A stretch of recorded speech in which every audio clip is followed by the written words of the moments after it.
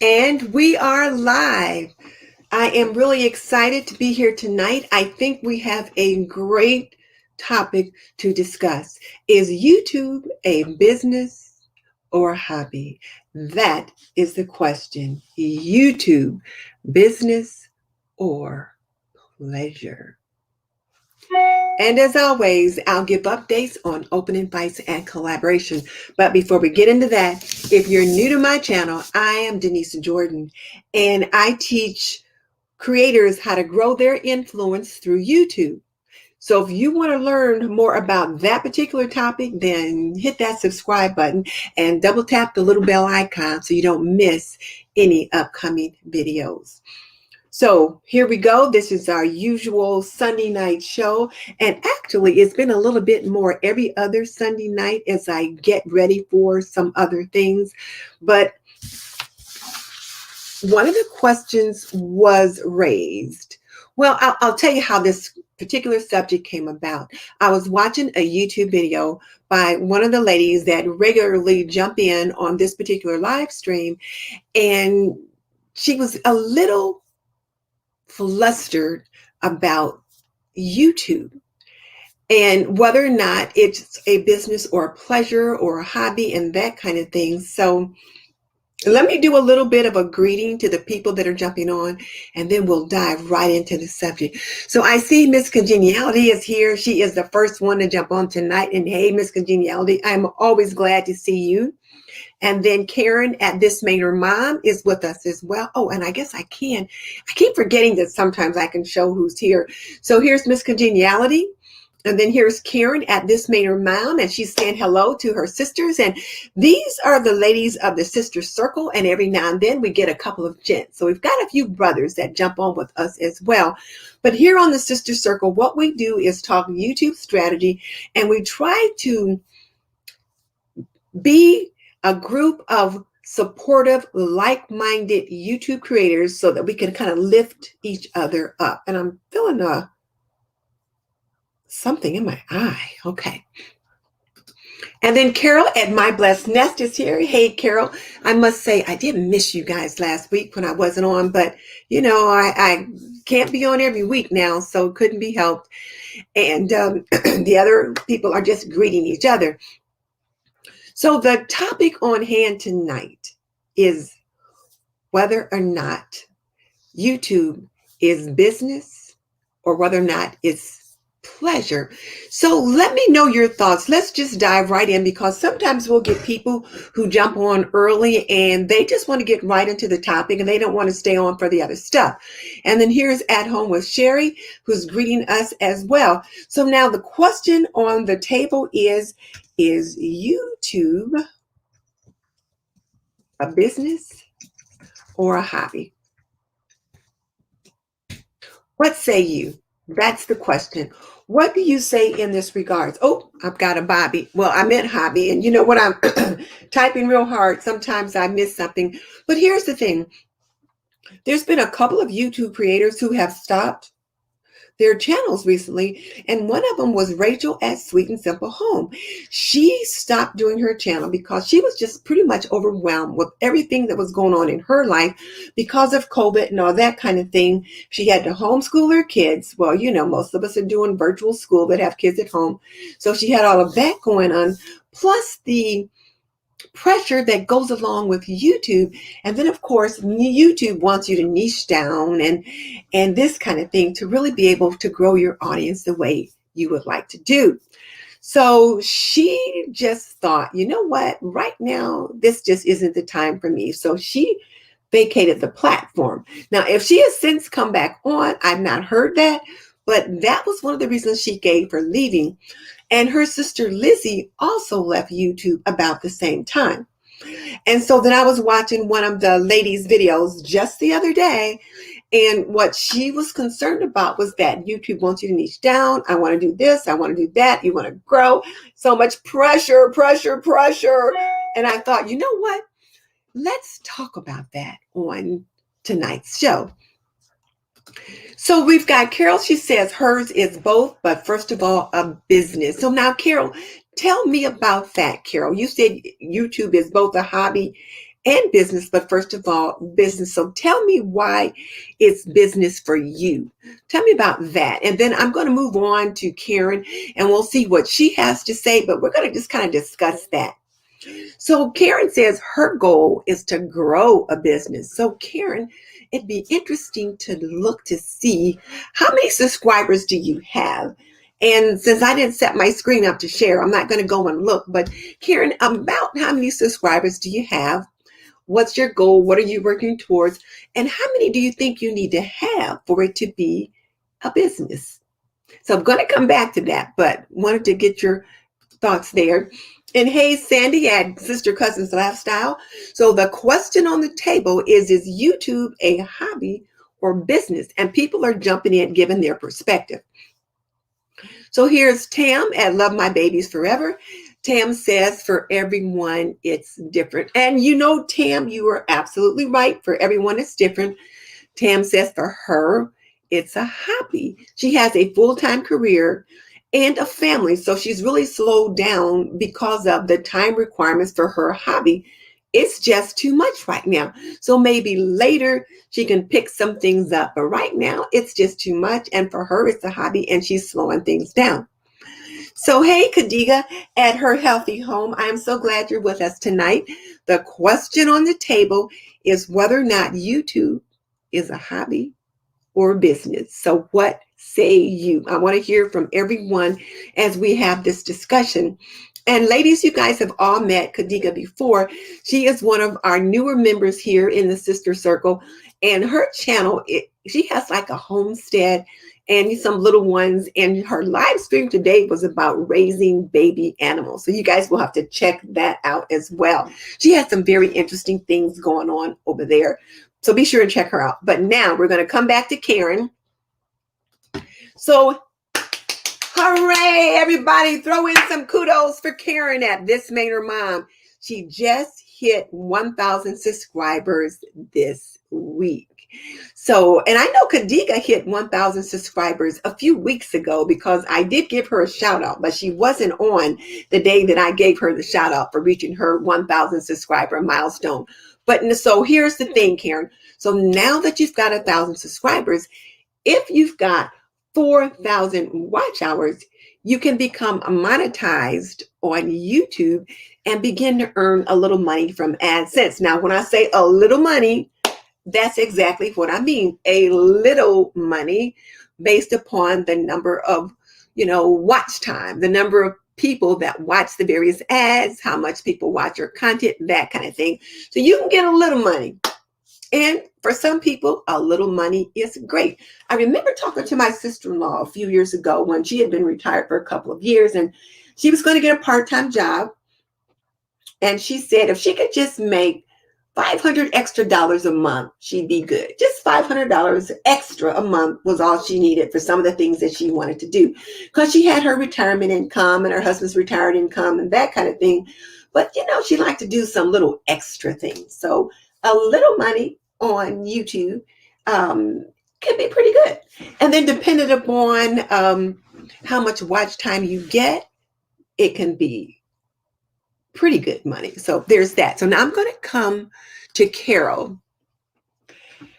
Carol says she wants to make money, but she loves what she's doing. So it's for pleasure as well. So, okay. So Carol, you're loving what you're doing, but you do want to make some money. And I know you've reached your 1,000 subscriber milestone. So how much money is good money for you? Just asking when I say how much money is good money, how much money do you need to make on YouTube for it to be considered good money? Just curious. And you can just give us a round figure, that kind of thing. So Karen said she just hit 1,000 and she would love to learn how many she needs for it to be a business. She really doesn't know. And see, Karen, this is the thing. The video assignment for today is Roberto Blake's live stream on YouTube brands. Now, I am going to share the screen to show that. So hang on a second. So I'm going to walk through it. So I'm going to share the screen. Click here, click here, click here, click here, and share. This is Roberto's video that he put out about a week ago called Creator Brand Deals. Learn the business of creativity and get brand deals. And here's the thing. Now look at the title. Paid brand deals for small YouTubers and micro influencers. And you guys know Roberto is fire. Roberto is fire. So now you're looking at the time slot, you're thinking, what? This is a live stream where he went on, him and Viper, for almost 4 hours talking about how to get brand deals for the micro influencer, for the small YouTuber. Who's a small YouTuber? Well, Karen, you at 1,000 subscribers are a small YouTuber. You at 1,000 subscribers is a micro influencer. So now let me come on back to myself. So I'm going to stop sharing. Going to come back over here. So now here's the thing. Even if you only have 500 subscribers, if you're getting the watch time, you can begin to get brand deals with whatever brand interests you with 500 subscribers and affiliate links and things like that. So Karen, when you talk about just hitting that 1,000, the key to the 1,000 on YouTube is a community tab. It unlocks the door for the community tab. And with the advent of the community tab, then you can do more posts and more engagement with your audience and that kind of thing. But it also unlocks the door for monetization if you've got those 4,000 watch hours. So once you hit the 1,000 subscriber milestone and the 4,000 watch hours, now you're doing business with AdSense and YouTube. So that's from a YouTube perspective.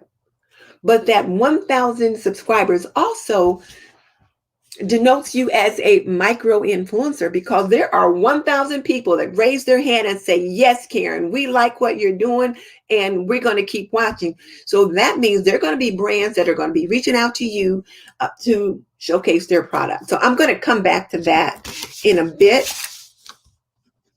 But I just wanted to say that. Let me see what other people are saying. Okay, so Sandy says she's trying to make it a business, but she's not there yet. So Sandy, if I'm remembering correctly, you've hit that 1,000 subscriber milestone. Have you hit your 4,000 watch hours? So tell us that, because if you've at least hit that piece, then you know you started a business. It's a small business. You're at the beginning, if that's your wish. But let's just see. Tell me about that. And then, of course, people are dropping kudos for Maynard Mom. And then you're welcome, Kadiga. And then more people are giving congrats to Karen. So I'm going to skip all of that. But Carol said her current goal is to make $100 a month. And I remember when Miss V first got monetized, that was her goal. She wanted to make $100 a month. And $100 a month, that's good money, because that's $100 extra dollars a month that you can put somewhere else. So I think that's a great goal, $100 a month. So what do you need to do that? So it may be that you need to upload maybe once a week or twice a week or something like that. Maybe once a week in a live stream. I don't know. But you know how often you need to upload and how much people need to watch to be able to make that $100 a month. But I think that's a pretty good goal.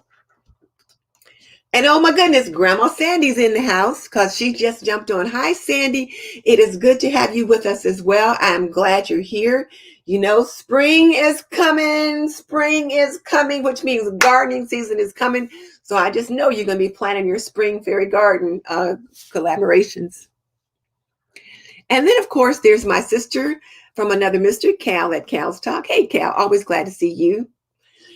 So Sherry says she didn't know that with the community tab. She actually has a second YouTube sewing channel.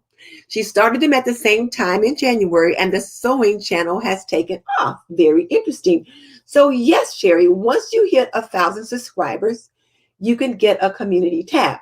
And then you can use your community tab like Instagram. If you know how to use Instagram, you know, I'm a novice there. I try, but You can use your community tab like Instagram to engage your audience. And since you've got 2 channels, then that means you're having to work both of them. But the second channel has taken off. What does that mean? Tell us what that means. You have more subscribers on the second channel. You've hit your 1,000 mile marker. What does that mean? So Khadija says she'd like to make it a business as well, but she has lots of hours to go, and that's fine. So she's hit her 1,000 subscribers, but now she's got to get the 4,000 watch hours. And I think that's coming. I think that's coming. And then she agrees that $100 a month is realistic. So Sandy hasn't made her 4,000 watch hours yet. She's somewhere around 3,300 watch hours. So Sandy, that means you're coming, you're closing in on it. So you keep doing what you're doing. And then once you hit that 4,000 watch hours, and it's got to be consecutive, you get that 4,000 watch hours and you stay there, then you can get monetized and then begin to make a little money on YouTube from AdSense based upon your watch time. So here's Andrea Mason from the Queen's Court. Hey, Andrea, it's good to have you with us as well. And so Sandy says she's got her challenge coming up on April 1st. Sandy, I don't have any information about it. I don't have it on the list. So type me some information in the chat box, and then I'll try to update the information, because I've already put the collabs in the description box, but I can update that to get yours added in. The fairy tale miniature. Okay. So she's going to be doing the fairy tale miniature garden and anything magical you can put in it. So now At Home with Sherry says she's been on Instagram for years, 2 separate Instagrams. But here's the thing, Sherry. Once you get a community tab with your YouTube channel, you can use your community tab like Instagram, and the posts from your community tab show up a little bit differently than, say, the videos and different things like that. And whatever it is you're putting on your Instagram, you can put something similar on your community tab, maybe a different picture, or just engage your audience in a different way. But it can be very useful for you.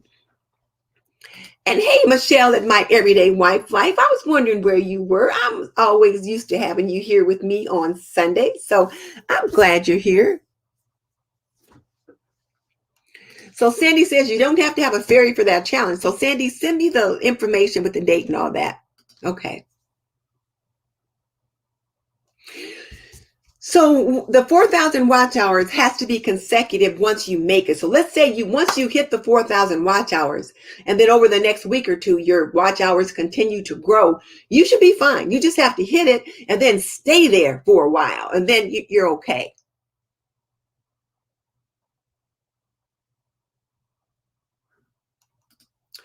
So Sherry said she wasn't thinking about monetizing. She was just using YouTube to share videos that are hard to share on Instagram. Now she'll research monetization. Well, Sherry, to get monetized, you have to have 1,000 YouTube subscribers and 4,000 hours of watch time in a 12-month period. And it's got to be consecutive periods. So once you hit that 4,000 watch hours, you've got to kind of maintain it for several months, and then you can get monetized. And you have to apply. There's an application process, and it's very simple, but there's an application process that you have to make and then be accepted into the monetization program. So there's that.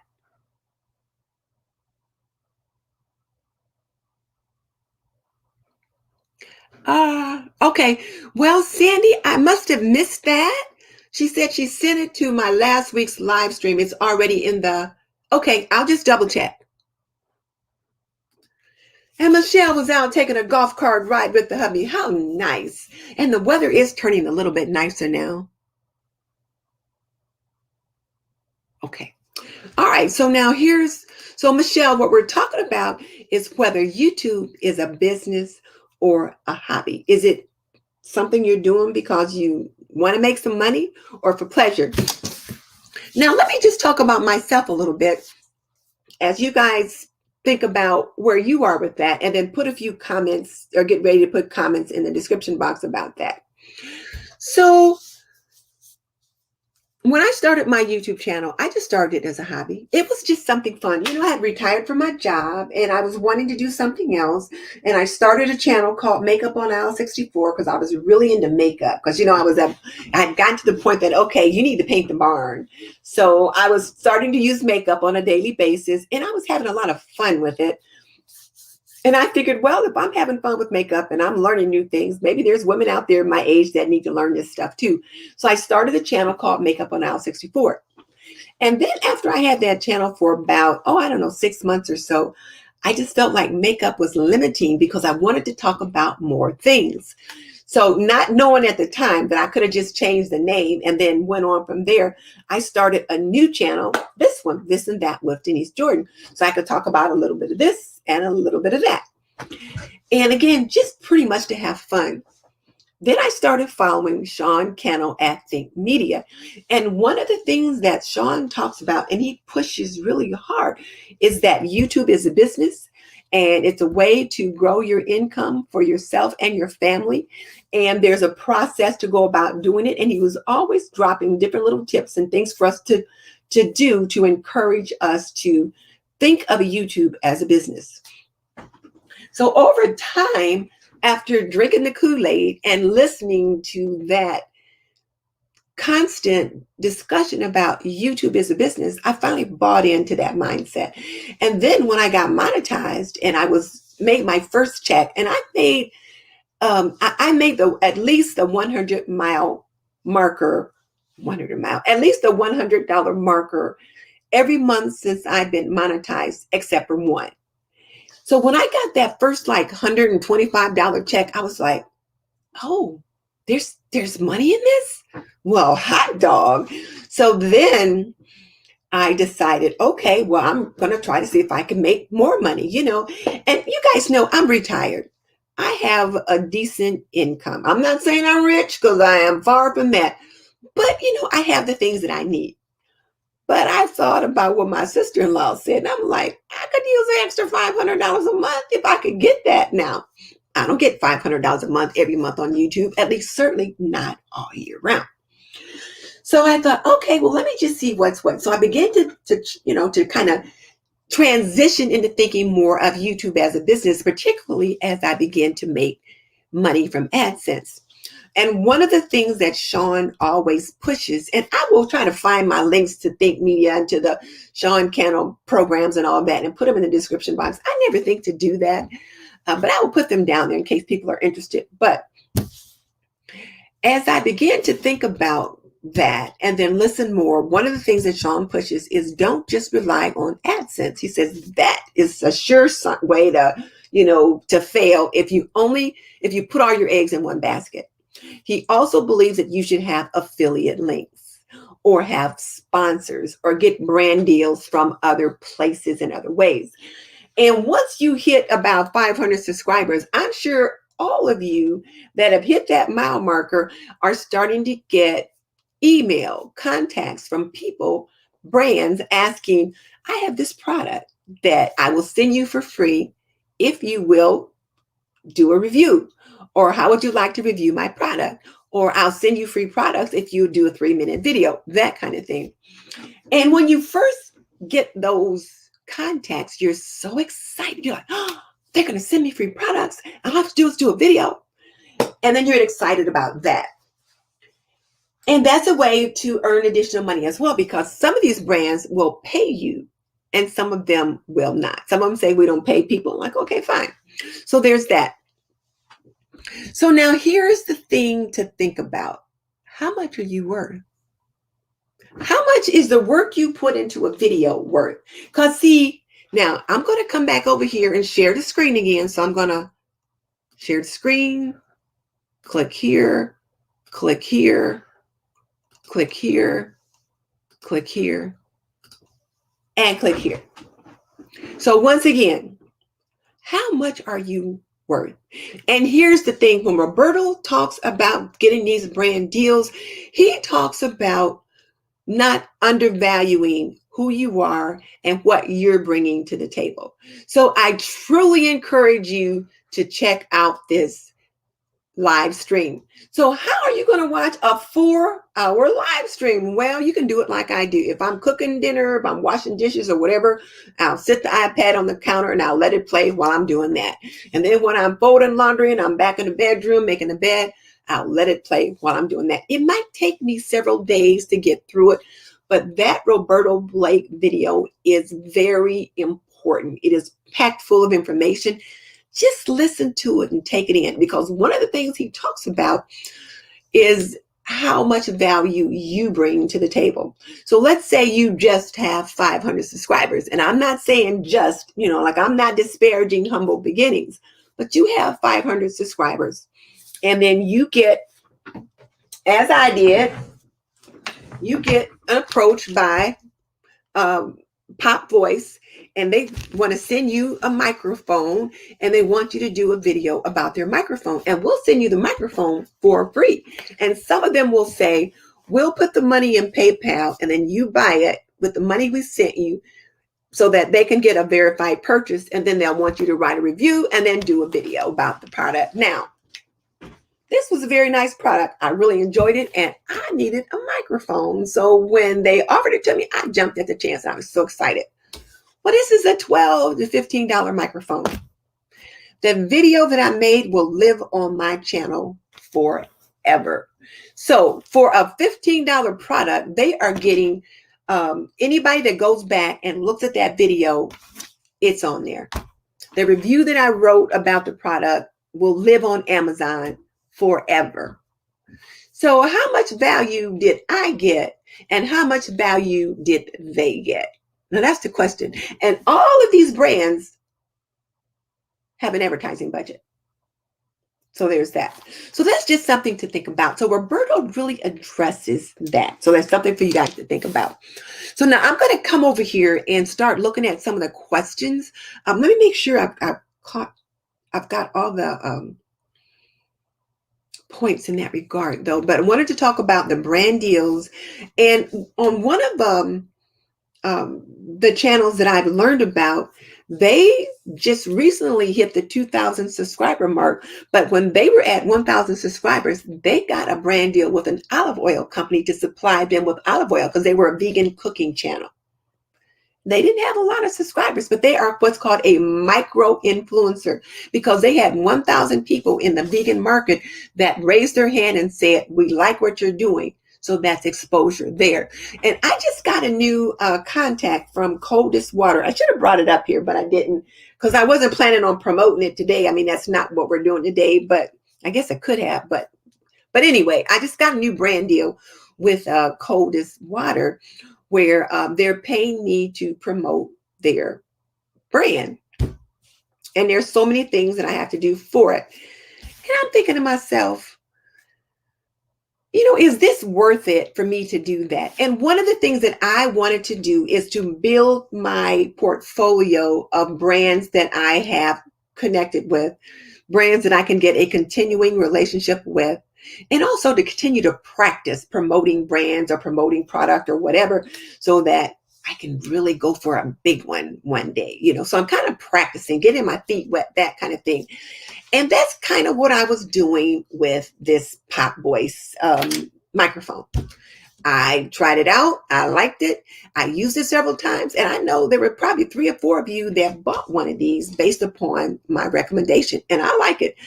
So, I didn't steer you wrong, but how much value did I get? And how much value did they get? Now, it was good practice for me, but that's just something to think about. Now, let me come over here and let's see. Don't forget to give me a thumbs up. Yes, guys, please do that. I need that. And hey, Simple Southern Reflections, it's good to have you here. And I believe your name is Thelma, or is it Charlotte? I forgot. I think it's Thelma or Charlotte. I'm thinking it's Thelma, but let me know if I'm right or wrong. So Khadija said she first started her channel to discuss current events and topics. So she started as a hobby, but after having her children, she got encouraged to share her journey as a young stay-at-home mom. And yes, okay, I get it. So you started out just to kind of share what's going on with you and your family. You should be able to do pretty good, as a young stay-at-home mom. That's a whole market out there. And so you definitely would become a micro influencer. There are people that follow you and like what you do. Plus, you're in that homesteading arena as well. So there's multiple fronts there that you can attract an audience with. So there's that. I got it, events. So Sherry is asking, should we set up an email for sponsors to contact us? I don't have my email on Instagram nor YouTube. Well, they have to be able to contact you. And if you don't have an email, then they're not going to be able to contact you. So you should have an email, because that's the only way they can connect with you is via email. So you should have one that you put on Instagram and YouTube that brings them to your business sense, to your business perspective. On your about page is where you can put that, and then they can go there and then just send you information, try to contact you from there. And I see Vamsy is on. Hey, Vamsy, good to have you with us as well. I'm fine. So let's see.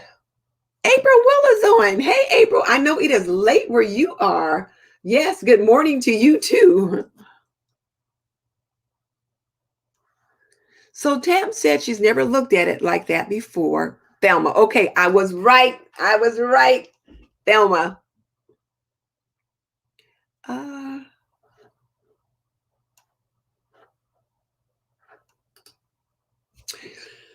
So Michelle says she's not received a brand deal offer, but lots of offers to review products in exchange for free products. I've only received a few brand deal offers.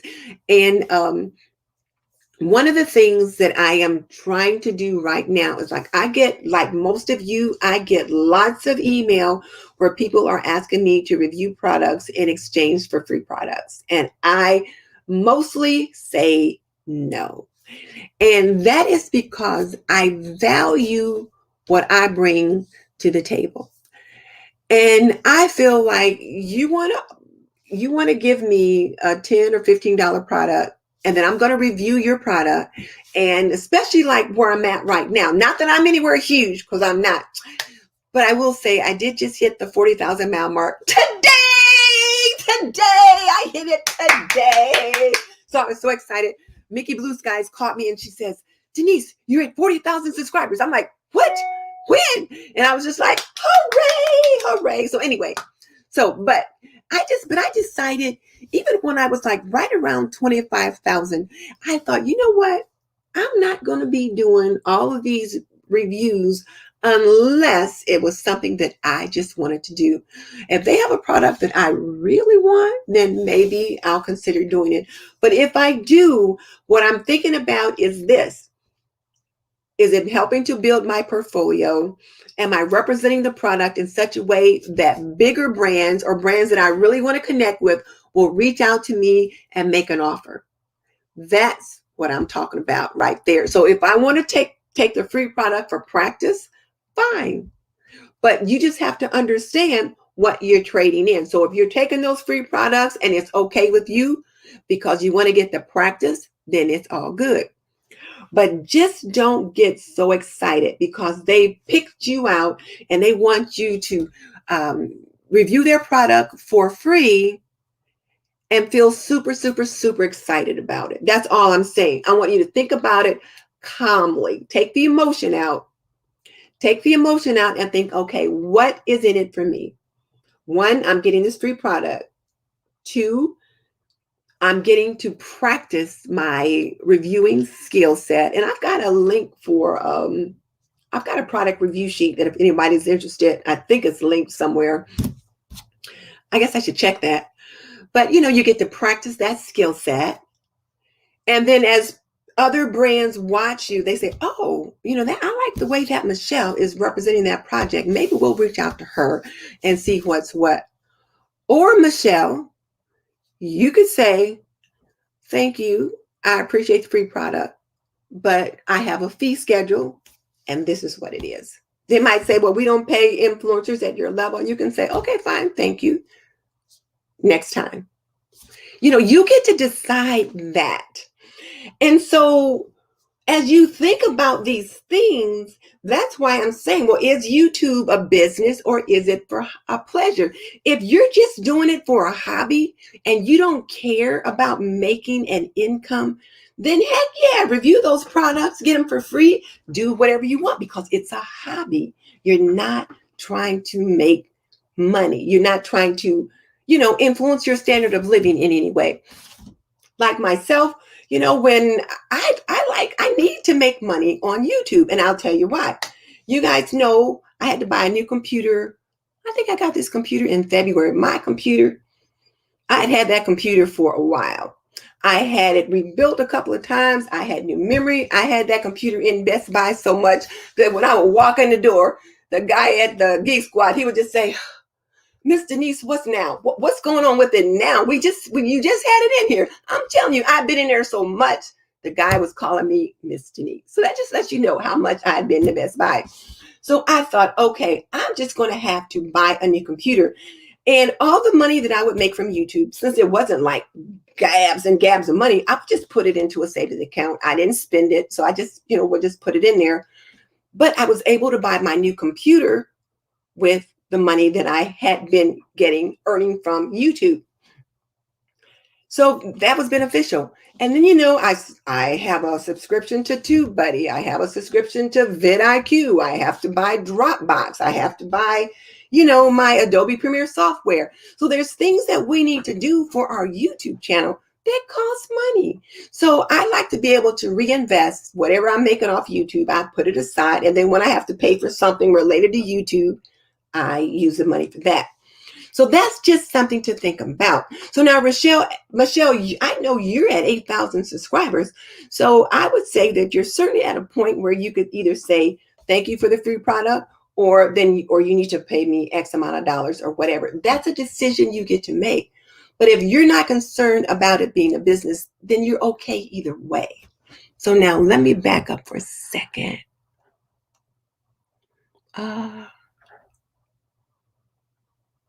Okay, there we are. So Sandy says, how do you know if it's a real company or a scam? And see, Sandy, I think you should be contacting those companies that make fairies and have all that fairy garden stuff and pitch to them about, send them a nice little letter and a pitch to them about them sponsoring you for your fairy gardens, because you're always doing such beautiful fairy gardens. But well, the only way you can tell is to check out the links that they provide. Now, I wouldn't click on the link that they put in the email. I would go into the URL address and just kind of type in the name of the company or whatever and see what they have there. And then if it's a real company, then you can follow up with the email and let them know you're interested in whatever it is they're offering you. The one thing that I do caution you against, and I learned this from Mickey Blue Skies, is sometimes when they say, and Kenya talked about this too. I learned this from Kenya at Kenya's Decor Corner. They will ask you, they will say, well, we'll send you the money and then we'll put it in your PayPal account. And then you can buy it off of Amazon with the money we send you. And then you can leave us a review. And what they want is a verified purchase, which means that Amazon will verify whether or not you actually bought that product on Amazon before you can leave a review on Amazon. And they want you to leave them a review on Amazon. So that's good for them. But if they don't like the review that you left them, they could complain to PayPal and say that the product you provided wasn't good or something like that, and they want their money back. And then PayPal believes the customer is always right, so they send them their money back. And now you've purchased this product, you've made this video, or you've left this review, and they didn't like it, so they took their money back. Now that doesn't happen often, but it does happen. So that's something to think about. So I never would do those. When they say, well, we'll put the money in PayPal, and I'm saying, no, you either send me the product or I can't help you. And if they say, well, we don't send the product, this is our way of doing business, I'll say, fine, thank you, goodbye. So that's just something for you to think about. I'm not telling you what to do. I'm just telling you what I've learned and the benefit of the experience of some other people.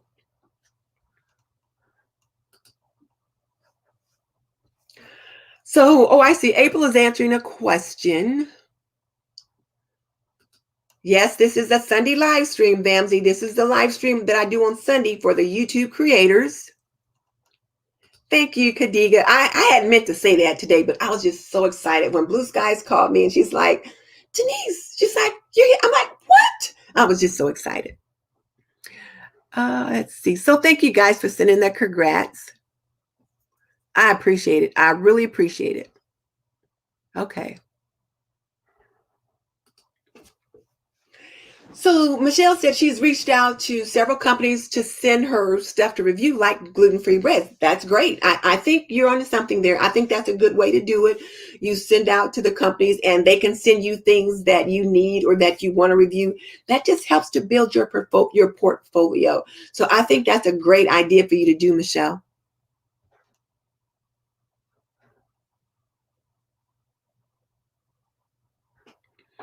Carol said she's gotten lots of offers that have nothing to do with her channel. Carol, I have gotten so many offers lately about games. They've come out with this new game, and not only do they tell me they want me to review their new game, they're even bold enough to tell me exactly how to do it. But I need to say this, include this. I'm like, I'm not reviewing any games. Oh, we love your channel. We like what you're doing. We think you should represent our product. And then they give me all this stuff. I'm thinking, well, if you ever looked at my channel, you would know I am not a gamer.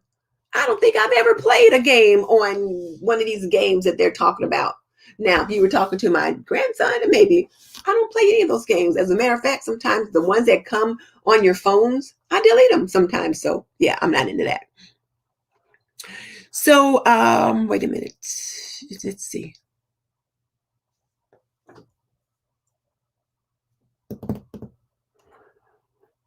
Thelma asks, should we have a post office box? You know, Thelma, that's a good question.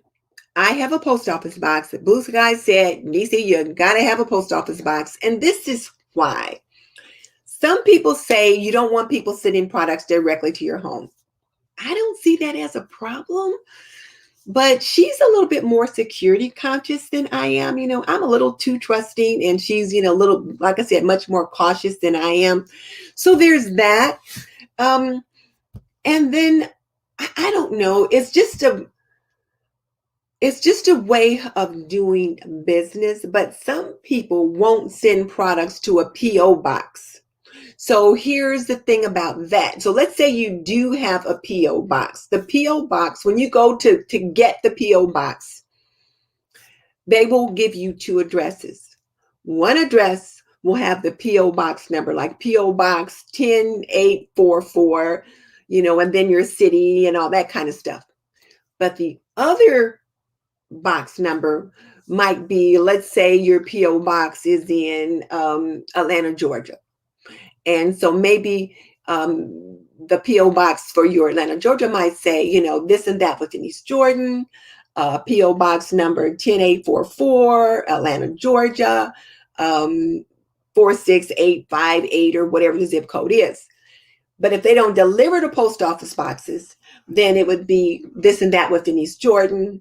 And then they would give you the street address or the post office address. So maybe the post office address is 725 West Washington Street, Atlanta, Georgia, with the zip code. Well, then it would be 725 West Washington Street, number 10844. So it makes it look like it's an apartment number. So then they would send it to that number. So if they don't deliver the PO boxes, then you give them the number that reads like an apartment number. And then the post office knows that number 10844 is you. Now, if you omit putting that number on that package, then the post office won't be able to find you. And they'll just return it to whoever sent it to you. So that's the thing to think about. So should you have a post office box? Many YouTube creators say yes. Many of them do say yes. So Michelle says she doesn't accept free products unless it fits their needs. And I agree on that too.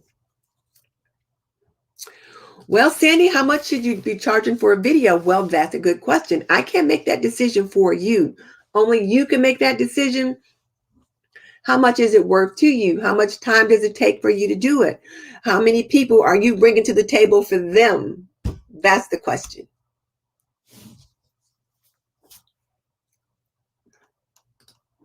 So Tam at Love My Babies Forever said she's had the same experience. The company wanted to give the money through PayPal as opposed to just sending the item. And she said it didn't fit right with her, didn't sit right with her, so she didn't want to work with them. And that's what I learned from Kenya is that they want to get a verified purchase, which they can't get unless you actually buy the purchase yourself, buy the product yourself on Amazon. And then when you leave the review, then it's a verified purchase. Like Amazon will verify that you actually bought the product, and then you can leave the review that way. So there's that. So I don't know. I just personally, I just feel like if you want me to review your product, then you should send it to me. I'm not going to be going all around the hill or all around the barn to get the product for you. So, Sandy, you can decide what you think is a fair price for your time and let them know what you think. Or if you've not started doing reviews yet, then you might want to, you might want to take the free products. But I really think you should be approaching those fairy companies, and you would want to put together a proposal that you would tell what you can do for them. So, for example, like you and Michelle both, because I know you both are thinking about reaching out to companies in the market that you prefer, that you would need to put together a proposal that tells who you are and what you have to offer and what you're willing to do for them and how much you want them to pay you for it and how much value you bring. And how much value you bring would include how many YouTube subscribers you have, number one, how many unique visitors you have, number two. And unique visitors would be the number of people that come to your channel every day to watch your videos or every week or whatever, but they're not subscribed. And all that information is in your back office on your YouTube studio. So how many unique visitors do you have every day? What's the demographics on your YouTube channel? What's the different ages and that kind of thing. And all of that would help them to decide, well, do we want to, pay them some money or not? So those are some things you want to think about.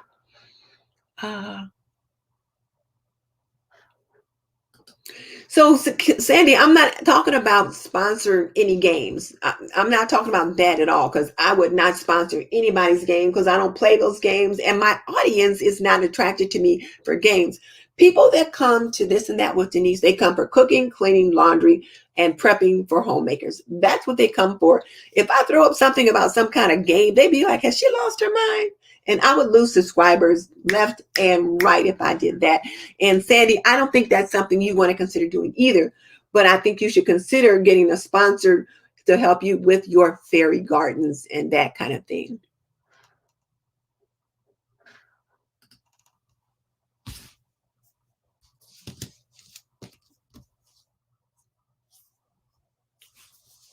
So Tam says she sees reviews that say I received a free or discounted item for this review. So what's the issue with just sending the product as opposed to the PayPal thing? It sounds shady. Well, exactly. I mean, I don't see why they can't just send it on out.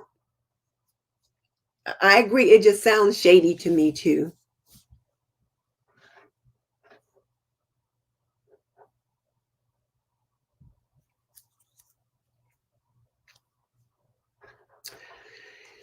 So, Sandy, great question. And it just clicked on me how to answer this question. So, Sandy said she doesn't know the value because she's a small channel.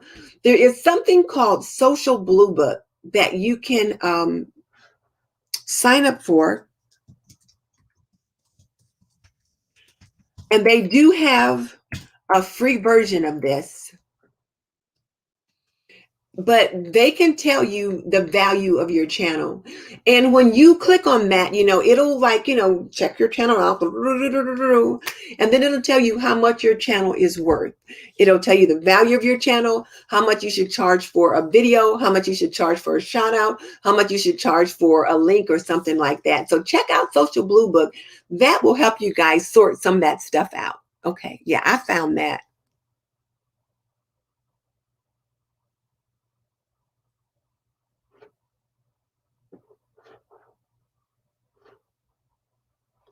So,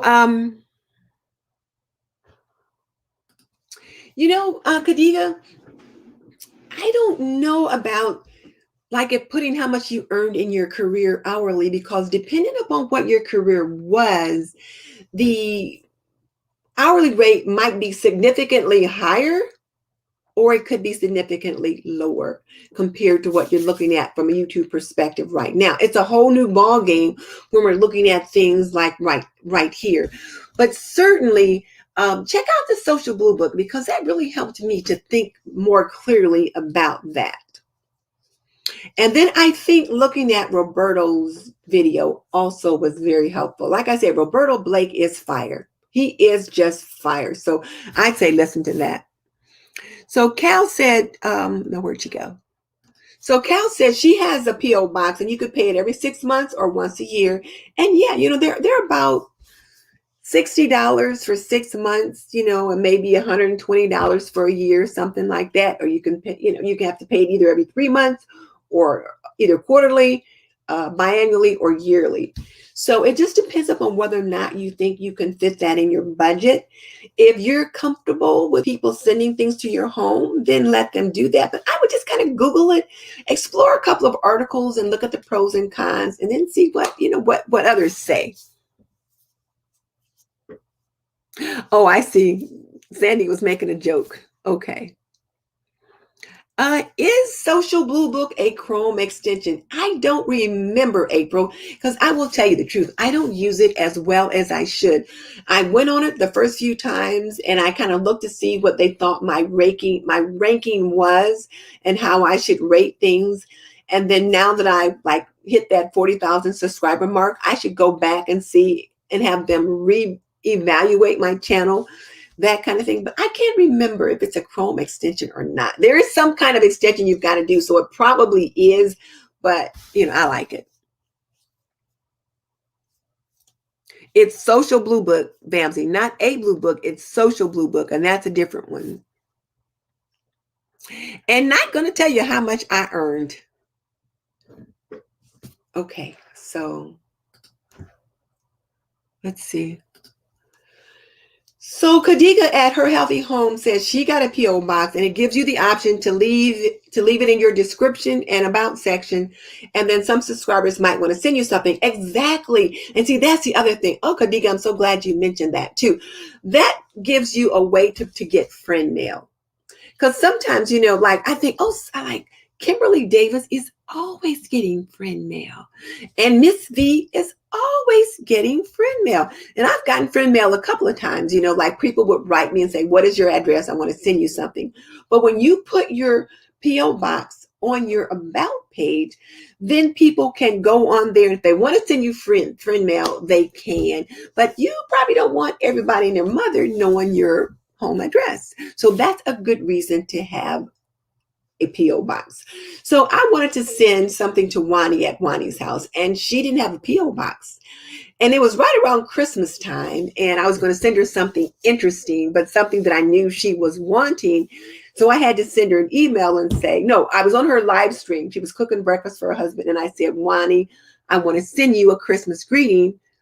I need to have your address. So then she sent me an email and put her address in that. And then I was able to send her something. So that's the other reason that you would have a P.O. box, because then your viewers and subscribers can send you friend mail or sister mail should they choose to do that. So that's a good reason for that. I'm sorry, I didn't think to say that. So thank you, Khadija, for reminding me about that. Okay. All right. So are there any other questions about that? So now, more thoughts about, is YouTube a business or a hobby? So I mentioned early on, and you guys might have missed this, but Rachel at Sweet and Simple Home stopped doing her YouTube channel because she felt like YouTube was really making people have to choose to niche down and, not to be as spontaneous. And she just felt like it was just too much pressure with the new, with the requirements that were being asked. And I know some of you have just felt a little pressured trying to decide, was this a business or a hobby? And I know some of that may have come from me because I've been pushing that narrative. But I'm going to stop that because I got to thinking about that and I thought, YouTube is a business for me. I shifted from hobby to business. But that doesn't mean you have to do that. It doesn't mean you have to make YouTube a business. If you want to make YouTube your hobby and just dabble and have fun, well, then have fun. Grow your channel while you're at it. You want to accept products from people, particularly products that you like, to do reviews and get these free products, then do that. But just keep in mind your values, all I'm saying. Mary, we've been having a good discussion tonight. Girl, you have missed it. And this is one of those nice, I jumped right into the topic. It has been a good discussion. We've been talking about whether or not YouTube was a business or a hobby. And different people have been giving their point of view and where they are and what their thoughts are in that regard. So now, what do you say? For you, is YouTube a business or is it a hobby? Let us know. Yeah, you're going to have to go back and watch it. We've had a great discussion, and it's been a good discussion. And I didn't do too much veering off the tracks this time. I pretty much stayed on target. So what do you think, Mary? Is it for you a business or is it a hobby? Like I said, for me, I've made the transition to a business, but also I'm enjoying what I'm doing. I enjoy making video where I talk about laundry. And I know my Miss B says, I don't understand what you like about laundry. And Mickey Blue Skies will be like, what is it you love about laundry? I love the smell of the laundry when it comes out of the wash. I like the smell of chlorine when I have to put chlorine in the whitener, to whiten some things. I love that fresh, clean smell. And right now I'm trialing True Earth for the whole month of March. I've been trialing True Earth and I am loving it. So I will have a couple videos when I'm back in the laundry lab and I will tell you guys about that. But it's just fun. And then too, I also enjoy nurturing and mentoring young women. And that was something that I did when I worked. And yet my daughter lives in Tennessee. I'm here. So I don't get that opportunity to do as much of that as I used to. And I can continue to nurture and mentor young homemakers through YouTube. Because, my daughter is so funny. She said, well, Mom, you quit teaching at the university. Now you're teaching stuff on YouTube. And I'm like, oh, I hadn't thought about it that way. But I am filling in the gaps for the millennials, some of the homemaking skills they didn't get. I'm trying to help them get some of those. And it's been fun. It's been a nice transition for me. And I got to have something to do. I can't just sit, in a chair and watch TV. I mean, I don't even turn TV on until usually about 8 o'clock at night, maybe 9. Once I'm done with stuff for the day, excuse me, then I'll get in bed and, turn on The Guardian or The Good Witch or, Blacklist or something like that. I'm not one that watches TV during the day. So it gives me something to do. So it started out as a hobby just to give me something to do, but it really fulfills me in many ways. So I like that. So Mary said it's more of a hobby for her. And Mary, I think, have you retired yet or are you still working? Because I can't remember if you had retired yet or not. And Patricia is here. Hi, Patricia. I am so glad you joined us tonight. We're talking about whether or not YouTube is a hobby or business. And, we're like, we've been digging into it. It's been good. And then Sandy says, wait, nope. Oh, Mary says she loves all different topics and doesn't want to niche down to grow her channel. So, okay. And see, now here's the thing. Mary at Rocky Mountain Gardens has made a decision. YouTube for me is a hobby. I choose not to niche down in order to grow exponentially.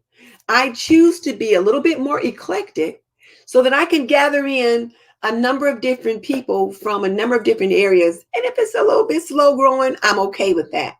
And that's fine. Now, I know Mary has hit her 1,000 subscribers, and I'll bet you she's had her 4,000 watch hours. If not, she's got to be close. So she's close to being monetized. So she should have her community tab, which you can use as Instagram, which you can use to engage her audience and that kind of thing, and then kind of gradually become monetized. So that's all on her. Tam, yeah, I was watching The Blacklist. I think I watched 3 episodes last night. Oh, Cal, I am so sorry. Those anniversary dates are hard. Cal said that this is the 24th anniversary of her losing her son. And yeah, those anniversary dates are hard. And April says, I'm a good teacher. She can see that gift. Oh, thank you, April. I appreciate that. Let's see. Patricia says teaching's in me. Yeah, I like to do that.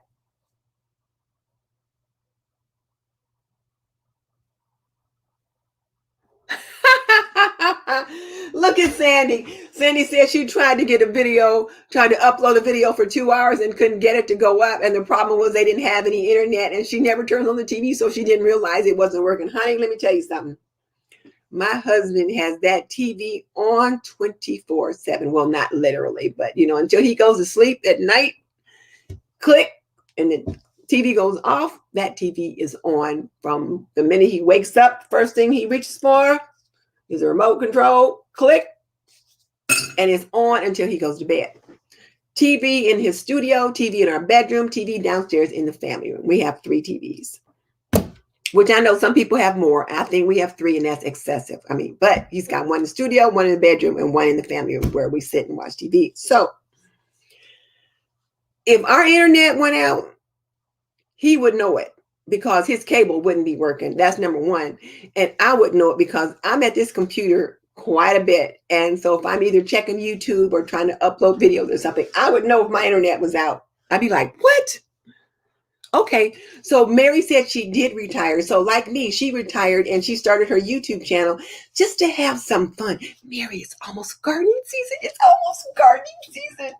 I bought some rosemary and some lavender little seedlings yesterday. I just couldn't resist it. I shouldn't have, but I just wanted to play in the dirt. So I bought them. I brought them home. I watered them. I set them on the counter. I kind of patted them a little bit. My husband's like, what you going to do with those? It's too cold to put those out. I'm like, I'm going to keep them on the kitchen counter. So it was funny. But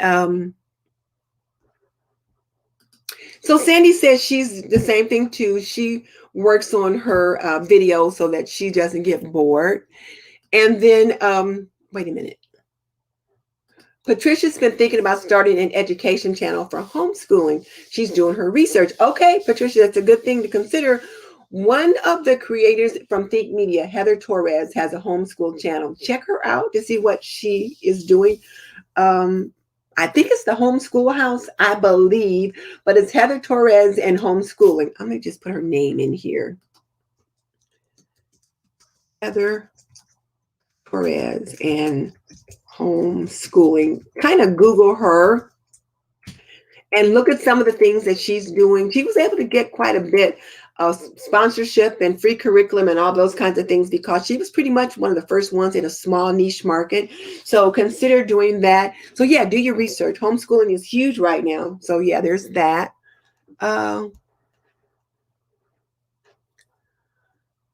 Let's see. People are giving Cal condolences about, her son. Yeah, those anniversaries are hard.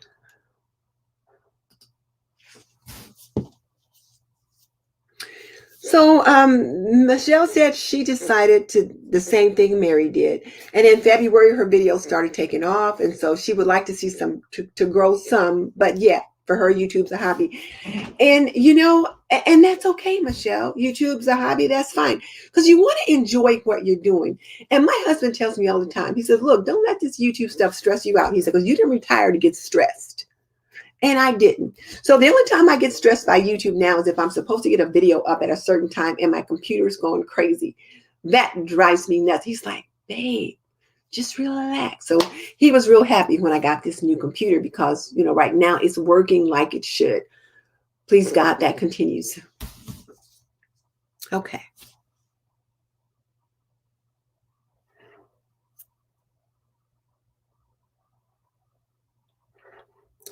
So Michelle said she thinks these month-long collabs work well, and she can't wait for the April collab. And she's parking. I'm not sure what I am parking means, but the April collab. Well, I'm hosting an April collab called Spring Into Clean, and it's a closed collab, and there are going to be 11 YouTubers that are participating in that, and we're going to show you some spring cleaning and offer some tips regarding spring cleaning in different areas of our house, different area each week. And it's the spring cleaning time. I mean, that's what people are doing, decluttering, spring cleaning, and that kind of thing. So hopefully we can get some good channel growth in regards to that as well. So I'm really looking forward to that. And I'm trying to make sure that I'm using my calendar to block things out so that I'm getting my videos done in a timely fashion. So I'm not making myself crazy. Michelle says, even though she sees it as a hobby, she would like to see her views and her subs grow. Yep, I get that.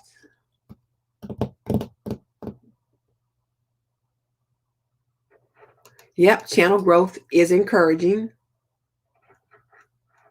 Then Cal is thanking people for being kind and giving her their condolences because, yeah, like my dad's been gone, more than, well, 9 years, I think. But every now and then, I still think about him, and especially at the time of his death. And, you just, that hole remains unfilled.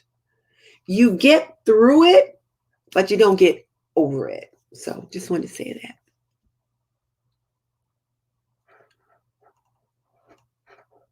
that. Khadija sent me an email. Okay, I'll check that. So Tam has a Spring Into Jesus DIY tablescape, March 23rd. Hosting with Wild Things Creating and One Way Design 238. Okay, Tam. I'll try to get that, collect that so that I can get that on the list because I've got the list in the description box. So I'll try to remember to capture that. But send me an email too with that information. Okay. Okay, I'll get that on there.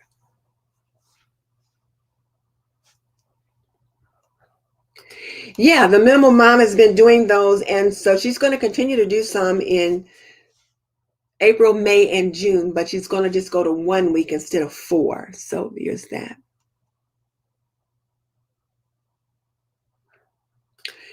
And Michelle said her mom passed away in August. Michelle, my mom passed away in August too. So, we get it.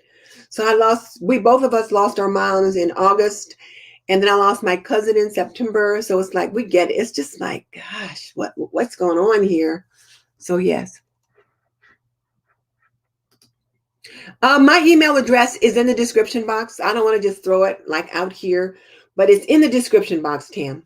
It's in the description box. Okay, let's see.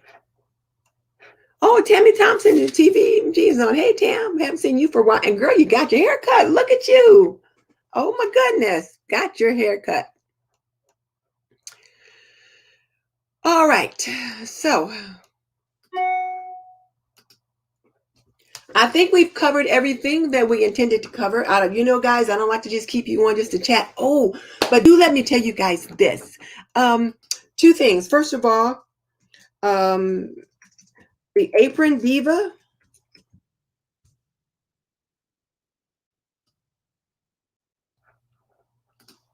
Hi, Stacy.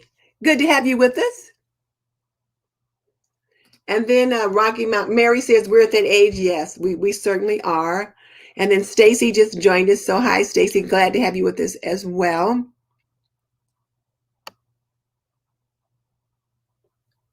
You said you checked the About section, Tam, and you couldn't find it. You know what? It's probably on the About section with my This and That with Denise Jordan, because it's the same for both channels. But I'll try to collect that information from you as well. But here's the thing that I wanted to talk about. I almost forgot. Where is it? I just wrote it down. Now I don't see it.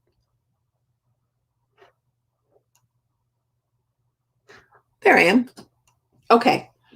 So here's my address for my Apron Diva. So the Apron Diva is going to launch on April 11th. Yay! So the shop's going to launch on April 11th, and we'll begin taking pre-orders on April 11th.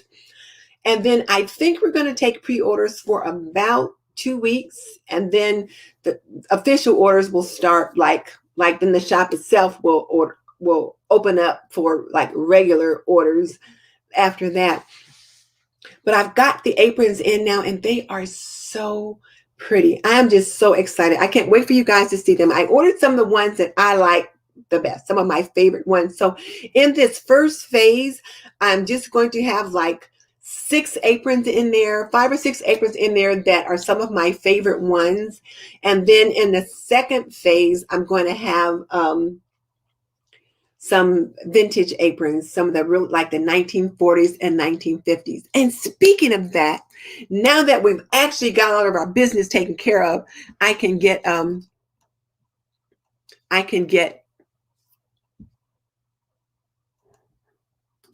think about other stuff. So Michelle says I've given her lots to think about and work in. So great. I'm glad I've given you lots to think about. And then Sandy says, what are the aprons look like? Are they just around the waist, or can you have them tie in the front? So the aprons are going to be like some of the ones that you see me that I normally wear here. Like, for example, this is one of my favorite ones. You know, you guys have seen me wear this one all the time. So I've got 5 of them in this first phase. They're going to be, you know, bib type aprons that they tie around the waist. But Sandy, like with this one, you know, and like I said, you've probably seen me wear this a lot. Let me get this off the screen for a second. So since this is the one that I wear a lot, and I tend to wear it like this, but it's got extra long ties so that for larger ladies, you know, there's enough room that you've got enough. So, you know, I like to do it like that. So this is one of my favorite ones. But when I'm in my 1950s persona, and I want you guys to tell me what you think about that. I have been rocking the Donna Reed persona. You can always tuck the bib down like this and then just tie it around the waist, you know, like so, if you just prefer that kind for the ones that I'm getting ordered in. So, and I had that one on today for something else I was doing. So that's why it just happened to be right there. But there are 5 of them, 5 of my favorite ones. And I did even get one that has some pink in it because one of you guys said, you know, I like pink. So I did that. And then so we'll start with pre-orders. And you guys know setting up a business is more than a notion. I didn't have a clue. But luckily, you know, I've got some people around me who do have a business background or whatever that are helping me put me on the straight and narrow track, that kind of thing. So I'm going to get that started. And then let's see.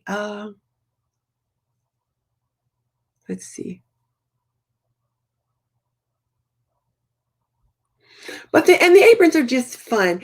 And so Kadika wants to know, am I going to have any vintage aprons? And the vintage aprons are going to come in phase 2 because they're going to be handmade, you know, or shall I say machine made.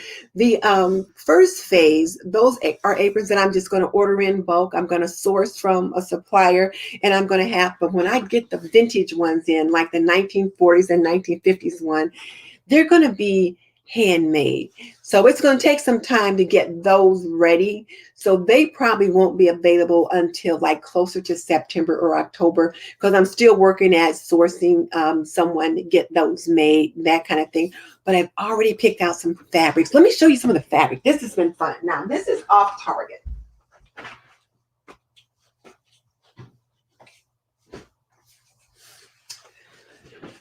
So this is some of the fabric that I've gotten for some of the vintage aprons. Look at that. Isn't that pretty? This is like 1940ish, 1950s kind of fabric, that kind of thing. So I'm really looking forward to that. And so Tam says she's got to get one. So, you guys, if you're interested, be sure and sign up on the link, like the link that I put in there. It'll take you to my website. It's like a landing page, and you just put in your email address, that kind of thing. And it puts you on the list so that when I'm ready to launch, I can send you the information out. And so since I now hit 40,000 subscribers, what I'm planning to launch the Apron Diva and celebrate my 40,000 mile marker at the same time. And so I want to like have a giveaway and do fun stuff, like for a whole week, but we'll see. My daughter and my sister and a friend is helping me kind of sort that out, but it's just fun. And my husband was like, no, look, babe, I don't want you getting all stressed out over this apron business. He said, you didn't retire to get stressed out. I'm like, I'm not. I just figure so many people would ask about my aprons and I really enjoy wearing them. So I thought, well, why don't I just open up a shop and I'll sell them and we'll see what happens. If things work out fine, great. If they don't work out, well, then I'll stop doing it. We'll just see. But I'm looking forward to it. So let's see. And yeah, they'll be nice to cook in. So let's see.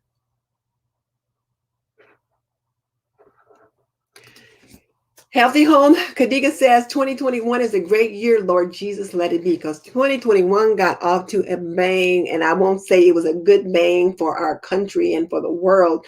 So we got to hope that so 2021 is finally starting to settle down, and we're kind of starting to see things go in the way they ought to go. So hopefully it'll continue to be good. So I wanted to share that. Well, I didn't intend to share all of that, but now that I have, but I knew you guys would want to know though too. I mean, because you guys are like my sisters here, and so you guys are the one that I tell all this stuff to. So I'm glad that I was able to share that with you guys. So also the spring kitchen vignette is on March 23rd, and I do have it listed in the description box with all the other collabs.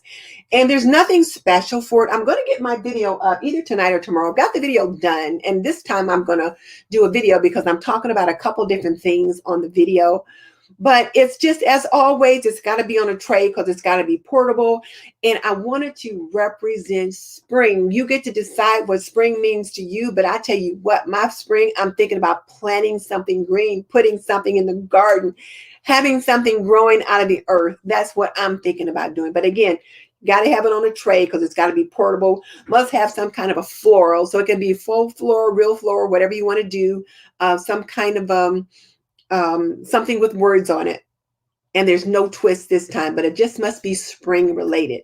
So you can do spring, you can do spring, Easter, but it's not an Easter vignette. Actually, it's spring. And when I put my vignettes up, I leave them up till the next season. So that's why it's not Easter per se. Now, that doesn't mean you can't put a bunny in it, because of course I put bunny in mine because I have bunnies. Luckily not yet, bite my tongue, but I'll have bunnies running all over the backyard getting into my garden, and they start coming out in the spring. So I put bunnies in my garden, in my vignette, because they're here in the spring. That's part of what I see. So whatever it is you want to do. So there's that.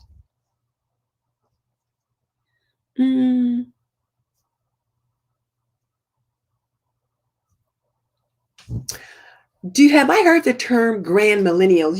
Grand millennial, I have not heard the grand millennials unless the grand millennials are my grandchildren, and they certainly are. And that's the thing about those grand millennials, or at least the millennials, is they have such a gap in their skill set for homemaking and homekeeping. And that's one of the things that I am enjoying with my YouTube channel, is helping to fill that gap, just sharing some of the things that I do, or teaching some different skill sets to help them with that. And then I've been loving my 1950s housewife, or my Donna Reed persona. What do you guys think about that? I've been trying to work at that. Oh, and one other thing that I wanted to be sure to say, and I almost forgot, when you guys do your video, some of you guys are talking too much when you start those videos. I'm just telling you. Some of you are talking too much at the beginning of your videos, and you might be losing people because you're talking too much. So I'm going to come back to this term grand millennial, but what I want you to think about is, like, right here, I want you to think about my little granddaughter Morgan standing right here with me, watching your video, and her saying, Grandma, when's she going to start the video? When is she going to start the video? When is she going to start the video? So when you get your video done and you're doing your editing and now you're looking it over, I want you to think about my little Morgan saying, Grandma, when is she going to start the video? And look to see whether or not you've started the video. And one of the things that I've been doing, which has been really helpful, I've been having my husband look at the video once it's all done. Now, my husband is not my target audience. He does not want to sit and watch my videos. He'd rather watch a ball game, but he will. And he's part of my team now and part of my editorial team. So once I'm all done, I say, okay, honey. And he'll go like this and go like this, like, yeah, I'm ready to be, to really cut it to shreds. And he can be brutal.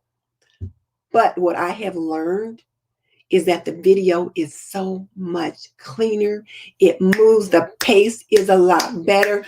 So people, and Kadika is one of them, have really been commenting that my editing has gotten better and the transitions are better. Well, that's because hubby will sit right here and then he'll be sitting there like this. He's just watching the video and then he'll like, okay, you can cut that. You already said that, cut that. Well, you already showed them you did that. So just say you're going to do it again and then just cut that out. Okay, cut that.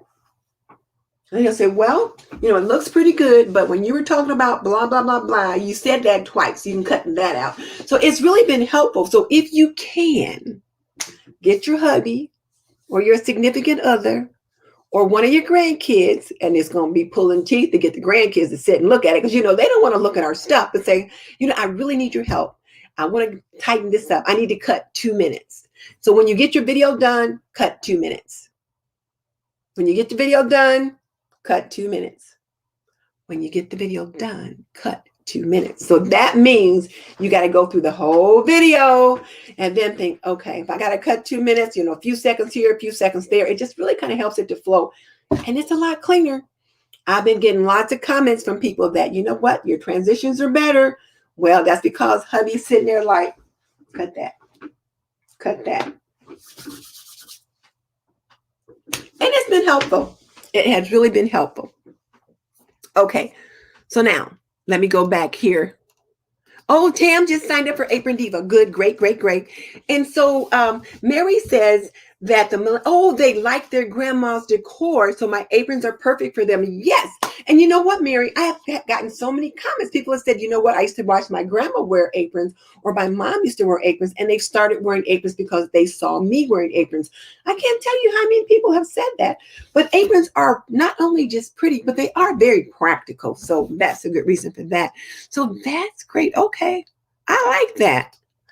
So Kadika says she must be a grand millennial, and because she just has an old soul, people says. Okay. And I have an apron that I think that the women who enjoy like the homesteading approach might like. So we'll see that.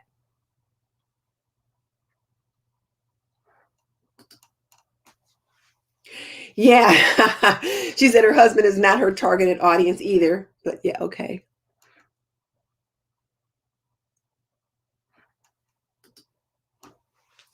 Yeah. Yeah, hubby is honest. They really are honest, and like Stacy says, lovingly honest, because what they tell you only improves your product. April said she likes the yellow one. Yeah, that's my favorite one. So that's kind of the one that started it all. Okay. So Cal said she never wore an apron, but she's got one. Cal, girl, start wearing that apron. When you're cooking and something like that, and instead of letting stuff get all over your shirt, put the apron on so you can keep your clothes clean. The grease doesn't wash out. Yeah, but here's the thing. If you get grease on your shirt that doesn't wash out, that's a problem. You get grease on an apron that doesn't wash out. Well, you know what? You just use an apron to cook or clean in, so it's all good. I'd rather have grease on an apron than grease on my shirt. So there's that. Well, listen, guys. Yeah, that's what I'm saying. So, yeah. All right. Guys, we've been on for oh my gosh, an hour and 24 minutes. I was only going to be on for an hour because we had a very short topic and then I got off task. But you know, that's what happens once we get our topic done early. Then I'll get off task and just kind of start chatting and sharing stuff. But you know, I didn't get a chance to talk to you guys last week. So I missed that. And, you know, my husband is not real chatty. He doesn't talk a lot. And we stay in most of the time, you know, we order our groceries in, so I don't go out much. So it's like, you guys can see I'm blah, blah, blah, blah, blah. Chatty Cathy. I'm glad to have you guys to talk to.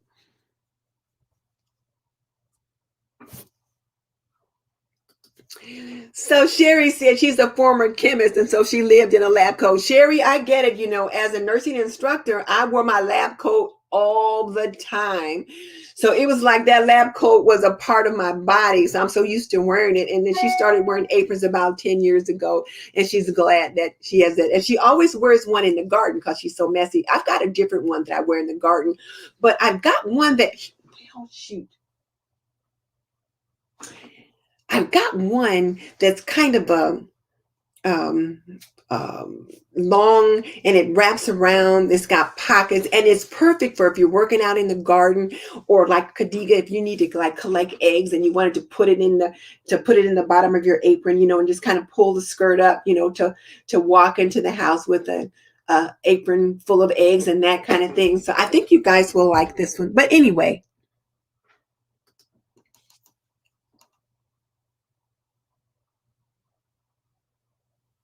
Yeah, I'm glad you like that. So good, good. Yeah, I'm gonna get some like those as well. But the first five, I gotta start small.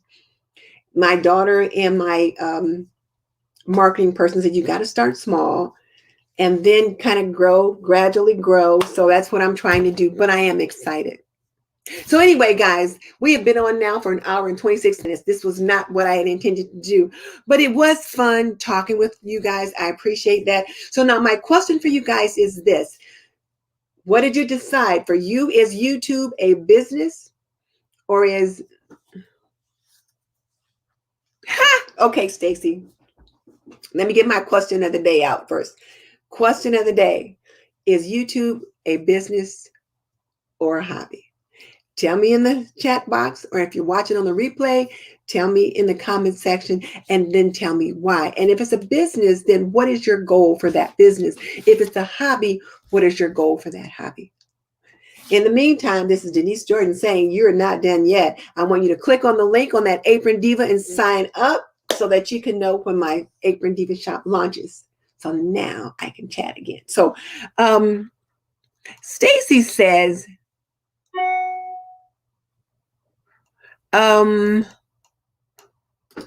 that I should do lives called Girl Talk. You know, Stacy, I do lives on Thursday. I'm trying to be consistent and do lives every Thursday at 7:45, and I talk about traditional homemaking. So it's a live Q&A. So I'll usually have a bit of a content that I'll talk about, and then I'll answer questions that the people ask. And I'm getting lots of homemakers jump on, and my demographics have really changed. My biggest demographic now is like the 20 to like 30-year-old age group, 20 to 35, that kind of thing. Because a lot of those young homemakers, those young millennials are finding me and they're asking questions and I'm answering those. So that's kind of like some girl talk there. But I also have some homemakers who are men who follow me as well. So today's homemakers, men or women, are finding me, and I do that every Thursday at 7:45 for about an hour. And it's just about different questions and things like that related to homemaking, cooking, cleaning, laundry. The last few weeks we've been talking about planning, about how a routine helps you manage your home, planning your routine, using your planner to manage your house, stuff like that. So jump on Thursday and we can do some girl talk there related to homemaking. But I cannot add another thing. Like, as a matter of fact, you know, my daughter says that I really shouldn't be doing these Sunday nights live because right now I should be working on stuff to get the business set up. But I'm like, those are my girls. I just, you know, so I'm still here. She doesn't know I'm still here. Let's see. So Michelle, who's here new tonight that you haven't seen? You know, Vamsy's here every week. She's here with us every week. At Home with Sherry was on with us a couple of times. And then Her Healthy Home has been on with us several times. So she's not new. You've seen Sandy. Patricia is probably, she's been with us for a few weeks. And then Thelma at Southern Garden. So pretty much everyone that I see in the chat has been with us before. Yeah, I don't see any new people tonight. So maybe you missed them when they were on before. So Vamsi, I'm going to be wrapping this up any minute. And so Kadiga says, so we're looking at what people have decided. The answer to their question is a business. She dreams of one day living a slow country life where her husband can work less and spend more time on the farm with the family and animals.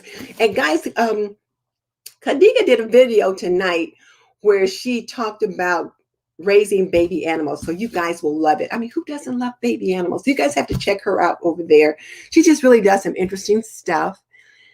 And thank you, Sandy. I appreciate that.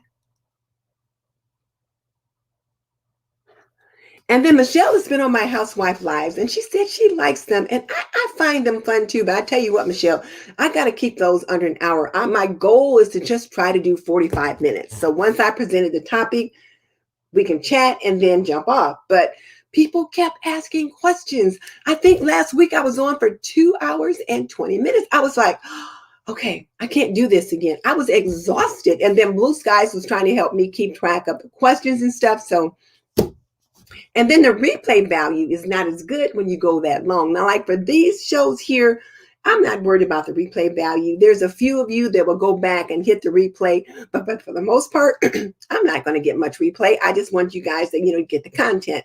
So we'll go from there.